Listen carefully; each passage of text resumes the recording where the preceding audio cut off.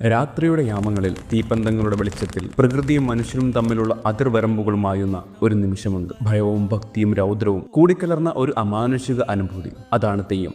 ഇതൊരു കല മാത്രമല്ല, രക്തവും വിയർപ്പും സമർപ്പിച്ച് മർത്യൻ അമരനാകുന്ന പരകായ പ്രവേശം. ഉത്തര മലബാറിന്റെ മണ്ണിൽ നൂറ്റാണ്ടുകൾക്ക് മുൻപ് തുടങ്ങിയ ഈ ദൈവാട്ടം ഇന്നും ഒരു അത്ഭുതമാണ്.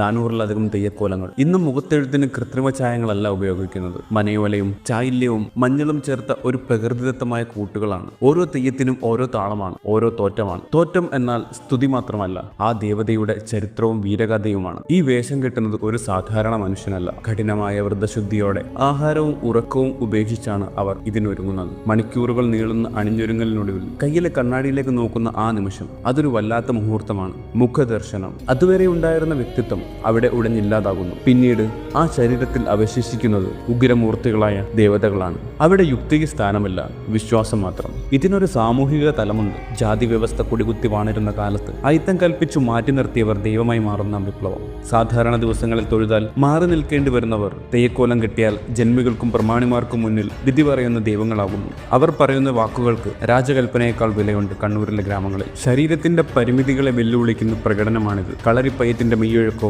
കരുത്തും ഓരോ തെയ്യത്തിലും കാണാം. കനലിൽ ചാടുന്ന തീച്ചാമുണ്ടിയും കത്തുന്ന പന്തങ്ങൾ ശരീരത്തിൽ കെട്ടിവെക്കുന്ന തെയ്യങ്ങളും. ഉള്ളിലെ ദൈവിക ശക്തിയാൽ ശരീരത്തിന്റെ നോവുകൾ ഇവർ അറിയുന്നില്ല. ഭക്തരുടെ സങ്കടങ്ങൾ തീർക്കാൻ സ്വന്തം ശരീരം തന്നെ ഇവർ അഗ്നിക്ക് സമർപ്പിക്കുന്നു. അപൂർവതകൾ ഇവിടെ അവസാനിക്കുന്നില്ല. പുരുഷന്മാർ മാത്രം വാഴുന്ന തെയ്യലോകത്ത് ദേവക്കൂത്ത് എന്ന അപൂർവ ആചാരത്തിലൂടെ സ്ത്രീകളും വേഷമണിയുന്നു. അതുപോലെ ഹൈന്ദവ കാവുകളിൽ മാപ്പിള തെയ്യങ്ങൾ എത്തുന്നു. മതങ്ങൾക്കും അപ്പുറം മനുഷ്യൻ ഒന്നാണെന്ന വലിയ സന്ദേശം. തെയ്യം എന്ന മഹാസാഗരത്തിൽ നിന്നുള്ള ഒരു തുള്ളി മാത്രമാണിത്. 3 മിനിറ്റിൽ ഒതുങ്ങുന്നതല്ല ആ വിസ്മയം. കണ്ണൂരിന്റെ മണ്ണിലെ വീരഗാഥകളും ഐതിഹ്യങ്ങളും കോർത്തിണക്കി ഒരു ബൃഹത്തായ ഡോക്യുമെന്ററിയുമായി എപ്പിക്രോണിക്സ് വരുന്നു.